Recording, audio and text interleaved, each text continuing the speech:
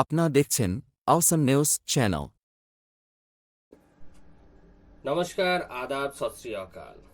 অসম নিউজে আপনাদের সকলকে স্বাগত। অসম নিউজের উইকেন্ড স্পেশালে আমি চিফ এডিটর সায়ন আলোচনা করব গুমনামি বাবা অথবা নেতাজি সুভাষচন্দ্র বোস। কে এই গুমনামি বাবা? আসলে তিনি কি সত্যি নেতাজি সুভাষচন্দ্র বোস? আলোচনা করব সুভাষচন্দ্র বোস এবং গুমনামি বাবার অস্তিত্ব নিয়ে। সঙ্গে থাকুন। গুমনামি বাবা এবং নেতাজি সুভাষচন্দ্র বসুকে ঘিরে ভারতের ইতিহাসে অন্যতম আকর্ষণীয় এবং বিতর্কিত বিষয়। সুভাষচন্দ্র বসু ভারতবর্ষের স্বাধীনতা সংগ্রামের এক প্রধান নেতা। 1945 সালে একটি বিমান দুর্ঘটনায় আনুষ্ঠানিকভাবে মৃত্যুবরণ করেন বলে জানা যায়। তবে অনেকেই বিশ্বাস করেন যে তিনি বেঁচে ছিলেন এবং ছদ্মবেশে জীবনযাপন করেছিলেন। গুমনামি বাবা ছিলেন একজন রহস্যময় সন্ন্যাসী, যিনি উত্তরপ্রদেশের ফৈজাবাদে বাস করতেন এবং 1985 সালে মৃত্যুবরণ করেন।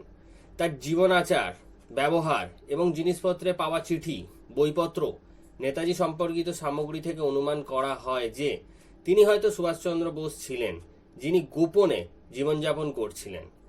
স্থানীয়রা এবং সাক্ষীরা দাবি করেন যে তিনি অনেক ভাষায় দক্ষ ছিলেন, তার ব্যক্তিত্ব ছিল অত্যন্ত প্রভাবশালী এবং তিনি ভারতের রাজনীতি ঘনিষ্ঠভাবে পর্যবেক্ষণ করতেন, যা এই তত্ত্বকে আরো শক্তিশালী করে। এই তত্ত্বের সমর্থকরা বলেন যে নেতাজি রাজনৈতিক সংঘাত বা অত্যাচার এড়ানোর জন্য গোপনে থাকার সিদ্ধান্ত নিয়েছিলেন। তবে সমালোচকরা এই দাবি অস্বীকার করেন এবং এটিকে কেবল কাকতালীয় বা লোককাহিনী বলে মনে করেন, কারণ এর পক্ষে কোনো শক্ত প্রমাণ আজও পাওয়া যায়নি। ভারত সরকার এবং বেশ কয়েকটি তদন্ত কমিশন গুমনামি বাবার দেহাবশেষের ডিএনএ পরীক্ষা সহ এই দুই ব্যক্তির মধ্যে কোনো সম্পর্ক নিশ্চিত করতে আজও ব্যর্থ হয়েছে। গুমনামি বাবা এবং নেতাজি সুভাষচন্দ্র বসুর রহস্য দীর্ঘদিন ধরে ভারতীয় ইতিহাসের একটি চর্চিত বিষয়। নেতাজি সুভাষচন্দ্র বোস, যিনি আজাদ হিন্দ ফৌজ আইএনএ প্রতিষ্ঠা করেছিলেন এবং ভারতীয় স্বাধীনতা আন্দোলনের এক অগ্রণী নেতা ছিলেন, 1945 সালে তাইহুক বিমান দুর্ঘটনায় মারা গেছেন বলে জানা হয়।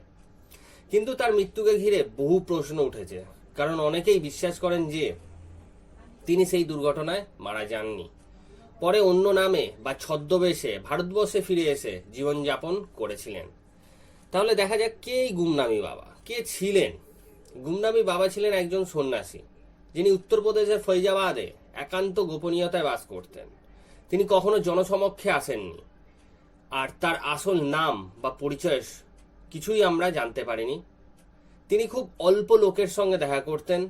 তাদের মধ্যে অনেকেই বিশ্বাস করতেন যে তিনি আসলে সুভাষচন্দ্র বসুই ছিলেন। তার ঘরে পাওয়া বেশ কিছু বস্তু, যেমন আজাদ হিন্দ সম্পর্কিত কিছু নথিপত্র, নেতাজির ছবি, তার পরিবারকে লেখা বেশ কিছু চিঠি এবং নেতাজির প্রিয় জিনিসপত্র এই ধারণাকে আরও মজবুত করে তুলেছিল। মৃত্যুর পরবর্তী সময়ে কিছু সাক্ষ্য প্রমাণ। 1985 সালে গুমনামি বাবার মৃত্যুর পর তার ঘর থেকে অনেক গুরুত্বপূর্ণ প্রমাণ উদ্ধার করা হয়।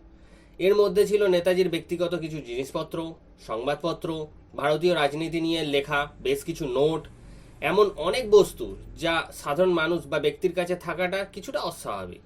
এসব প্রমাণ নেতাজির সঙ্গে তার যোগসূত্রের ধারণাকে আরও জোরালো করে তুলেছিল। কিন্তু কিছু তদন্ত এবং বিতর্ক তৈরি হয়ে যায়। কীরকম না, গুমনামি বাবার পরিচয় নিশ্চিত করতে অনেক তদন্ত হয়েছে। 2016 সালে উত্তরপ্রদেশ সরকার তার দেহাবশেষের ডিএনএ পরীক্ষা করার নির্দেশ দেয়। তবে পরীক্ষার ফল নেতাজির সঙ্গে গুমনামি বাবার সম্পর্ক নিশ্চিত করতে পারেনি। এছাড়া মুখার্জি কমিশন এবং অন্যান্য তদন্ত দলগুলিও এই বিষয়ে চূড়ান্ত সিদ্ধান্তে পৌঁছাতে আজও ব্যর্থ। যেমন অনেকেই বিশ্বাস করেন যে নেতাজি তার রাজনৈতিক শত্রু এবং ব্রিটিশ শাসকদের হাত থেকে বাঁচার জন্য গোপনে জীবিত ছিলেন এবং দেশের পরিস্থিতি স্থিতিশীল না হওয়া পর্যন্ত নিজেকে প্রকাশ করেননি। অন্যদিকে সমালোচকরা মনে করেন যে গুমনামি বাবার সঙ্গে নেতাজির কোনো সম্পর্ক নেই। এটি কেবল একটি ভ্রান্ত ধারণা, মিথ বা কাকতালীয় ঘটনা হতে পারে। মুখার্জি কমিশনের রিপোর্টে গুমনামি বাবা সম্পর্কিত বেশ কিছু তথ্য আপনাদের সামনে তুলে ধরা হচ্ছে। 2005 সালে মুখার্জি কমিশন, যেটি নেতাজি সুভাষচন্দ্র বসুর মৃত্যু এবং গুমনামি বাবার সঙ্গে তার সম্পর্ক তদন্ত করার জন্য গঠিত হয়েছিল, তাদের রিপোর্টে উল্লেখ করা যে গুমনামি বাবা এবং নেতাজি সুভাষচন্দ্র বসু একই ব্যক্তি ছিলেন বলে কোনো রকম বিশ্বাসযোগ্য প্রমাণ পাওয়া যায়নি। কমিশন গুমনামি বাবার ব্যক্তিগত জিনিসপত্র, চিঠিপত্র, অন্যান্য দস্তাবেজ পরীক্ষা করেছিল। সেখানে বেশ কিছু নেতাজি সম্পর্কিত জিনিস পাওয়া গেছে, যেমন তার পরিবারকে লেখা চিঠি, আজাদ হিন্দ ফৌজ সম্পর্কিত নানা নথিপত্র, নেতাজির ছবি। তবে কমিশন উল্লেখ করে যে এই বস্তুগুলি সংগ্রহ করা একজন নেতাজি ভক্তের কাজও হতে পারে।